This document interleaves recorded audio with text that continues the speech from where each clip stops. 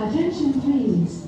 You've passed through security, This is the final call. made it through the ticket line, Flight 91. and into your seat. To make sure all seatbelts are securely fastened. You've been thoroughly checked out, and you assume your pilot has too. But what if we told you that's not always the case?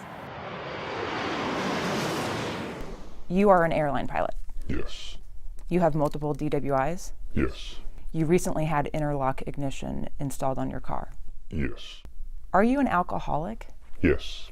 A News 8 investigation found more than 80 airline pilots in Texas who, over the past 10 years, have had criminal convictions. Convictions that, if FAA regulators knew about, could likely ground them. Burglary, terroristic threat, aggravated assault with a deadly weapon, and aggravated sexual assault of a child. The other 50 have convictions related to drug and alcohol abuse, some with 2, even 3 DWIs. Despite FAA requirements that airline pilots exhibit good moral character, all of them still remain eligible to fly. Why? All too often, the FAA chooses to be in the dark. This is a problem, but very few people know about it. Denny Kelly is a former pilot. Joe Goodhines, also a former pilot and former FAA special agent. I don't think the public has a clue as to how dangerous the skies actually are in terms of the people flying them around. Here's why. Every airline we checked with relies on the FAA for safety information about their pilots. The FAA relies on the pilots to tell them if they develop a problem, like, say, a criminal conviction. Well, if you report it, you're going to lose your livelihood. So why would you report it? Particularly if the FAA is not going to check it, how are they ever going to get caught? Our investigation would indicate that in many cases, they don't get caught. So it's pretty easy to lie. It's very easy to lie. So easy, in fact, that all pilots have to do to maintain their FAA license is fill out a medical form online at least once a year. Oh, and by the way, they also have to check a box and admit to any convictions. Then the doctor pulls it up and then they go over it with you. But that doctor has no way of knowing if you're lying or not. Correct. And pilots do it regularly? Yeah, I'd say so. Pilots failing to disclose convictions is an issue the FAA has known about for decades.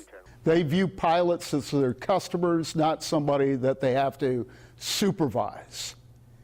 I saw that when I was with the FAA. I saw that again when I was with U.S. Department of Transportation, OIG, investigating the FAA. And the problems continue today. Do you know pilots with more DWIs than yourself? Yes. With 3 DWIs? Yes. How about 4? Yes. Since the FAA is often unaware of these convictions, the pilot's airline probably is too. Take the case of ex-United Airlines pilot Mark Uhlenbrock, for example. The FAA didn't know that its certified pilot had 2 convictions for indecent exposure and 1 for third-degree assault. United Airlines didn't know either because while the airline thoroughly checks a pilot's background before hiring, United admits in an email to News 8 that, like most airlines, we do not perform criminal background checks on our employees, including pilots, after hiring. Instead, the airlines rely on the FAA, and remember, the FAA relies on the pilots to self-report. Which would explain why it wasn't until this summer, when Uhlenbrock pled guilty to stalking, that his slew of convictions were revealed and he was grounded. FAA officials say they conduct random drug and alcohol tests, but Kelly says even that system is flawed. Now, when do they test you? They test you when you get in on your trip, from your last trip. They test you. Well, if you're drunk, you've been flying drunk or on the influence of drugs for 1 day, 2 days, 3 days. I mean, why don't they test you when you check in at the airport to go out on your trip? Doesn't that make more sense? This is an airline pilot who is currently flying after getting multiple DWI convictions. But get this, he did self-report. His airline knows, and so does the FAA, yet he still flies. Should you be able to fly? Yes, I think so. I do the right thing now. Route 111. We decided to take our findings Aggravated assault with deadly weapon. to Arthur Rogers. Second DWI. He's been driving a city bus for 38 years. Possession of marijuana.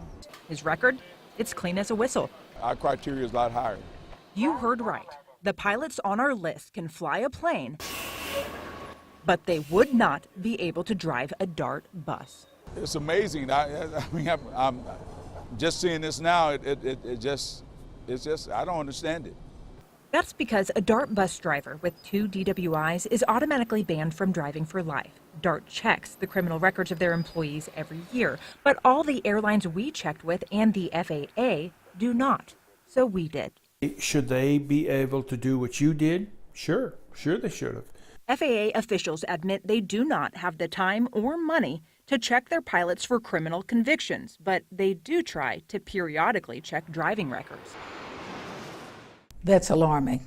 Representative Eddie Bernice Johnson of North Texas sits on the aviation subcommittee overseeing the FAA. She says if the FAA can't protect the public, Then we need to replace that agency and get another agency that will do that, because the public deserves that protection. 3390 DFO Tower, runway 17 right, line up the wing.